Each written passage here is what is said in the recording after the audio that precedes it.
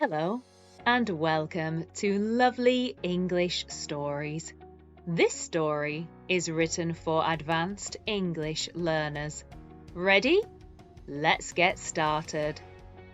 B2 C1 English Story, The Optimist. Life isn't always a linear path. It can often be a squiggly line full of wrong turns and closed doors. It really depends how you want to look at it. For some people, a closed door can be a pessimistic omen. For others, it's a sign that something needs to change or that a new path is about to be forged for them. Life can either be a glass half full or half empty. It really depends how you see it. Do you look on the bright side of life? Or are you down in the weeds and struggling to see the positives? Either way, life is what you make it. For Trudie, life has had its fair share of ups and downs. However, she is a true believer that you must embrace your feelings and be as prepared as you can for whatever life throws at you. Things can't always be rosy. If they were, how would you really know when you're genuinely happy, sad, excited, or dismayed? A linear life, for Trudie, is a boring life. Trudie is 37. She has never been married and isn't sure if she wants children. For her, life is for exploring. She's had over 30 jobs and has travelled across the globe alone. She hates the thought of being stuck in one place, but then she also craves something that resembles home. But what is that to Trudie? She still has to find out. You might be wondering, how can somebody have so many jobs? It's easy to do. Throughout her studies, Trudie worked in lots of temporary and contract roles, so it means she's worked in all kinds of environments, from factories, shops and warehouses to schools, theatres and hospitals. She loved working in these temporary roles because she knew they wouldn't last. She could get what she needed from them, help where she could, and then leave.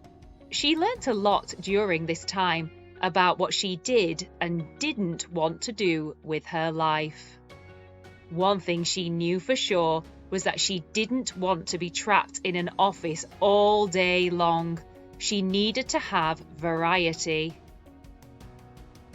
With temporary jobs comes variety, the ability to learn a wide range of skills, and sometimes temporary jobs pay a little better than permanent positions.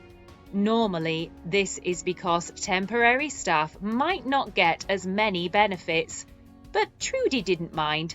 It was ideal for her. She worked as much as she could over a 2-year period and researched into where she wanted to go with her money. There were so many places she wanted to explore and things she wanted to do. It was hard to narrow it down. Trudie had a set budget that she had to stick to.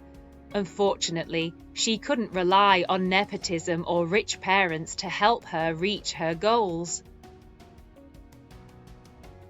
In a way, she didn't mind. She knew that everything she achieved was through her own hard work and resilience. In the end, Trudie decided she would get a working holiday visa for both Australia and New Zealand. She heard those countries paid well, and perhaps she could open some new doors to new opportunities. She was right. Just weeks after arriving in Auckland, she had secured a new temporary job, made lots of new friends, and started exploring the area. Of course, not everything was perfect, not by any means. She lived in a small hostel. There was no aircon, she didn't have a lot of disposable income, and she didn't have access to a car. This didn't bother Trudie so much. She was able to adapt and get on with it. When anything negative happened, she always tried to see the positive side. After all, she had made it to the other side of the world and was exploring a new country and culture. She knew she had to make the most of it, whether she had lots of money or not. Trudie continued to work in several temporary jobs as she worked her way around the country. She worked in vineyards, in cafes, in offices, and in a couple of factories.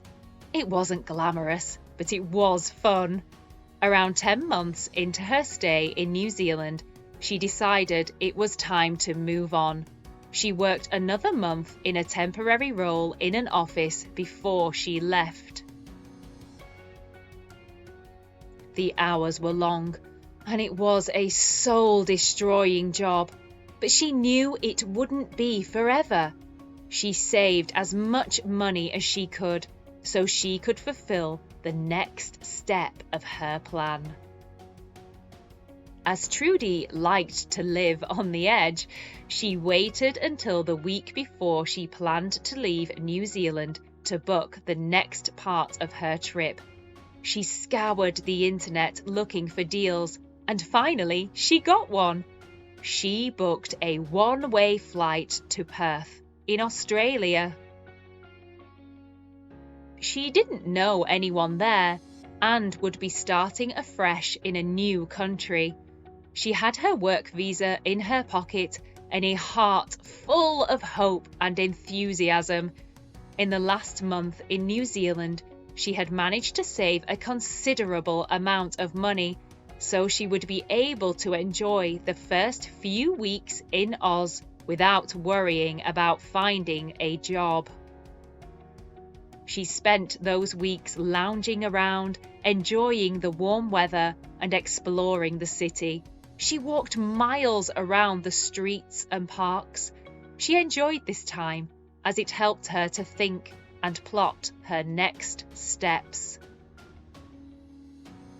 Finally, she made the decision to pursue something she had been considering for quite some time. She decided to sign up for a teaching course at a local university in Perth. After the course, she would be qualified to teach English as a foreign language. She called the course lecturer to make sure that her visa would be valid for the course and paid her deposit for the course fees. This was it. She was opening another door to a potential new career. At times, Trudie felt out of her depth, but if she didn't try, then she'd never know. Working as an English teacher would mean that she could travel and work. She could teach online and in person. The world could be her oyster. Or, if she wanted, perhaps she could stay in Australia.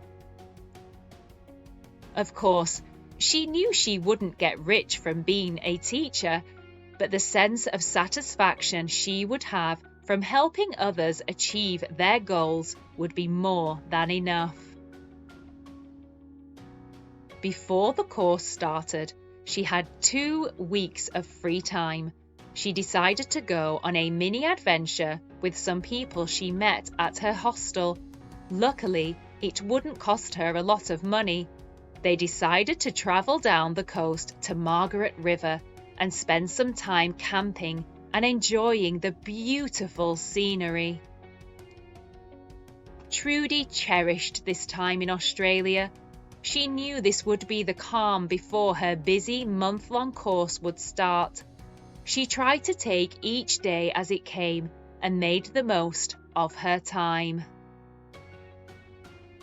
The door on her free time was about to close, but the door for a new career, new course, and new squiggly life path was about to open, and she was feeling optimistic, excited to get started, and grateful for the opportunity. Are you an optimist or a pessimist? Do you look on the bright side of life? Tell us in the comments below. We hope you enjoyed this lovely English story. Thank you for stopping by. Don't forget to like, subscribe, and share.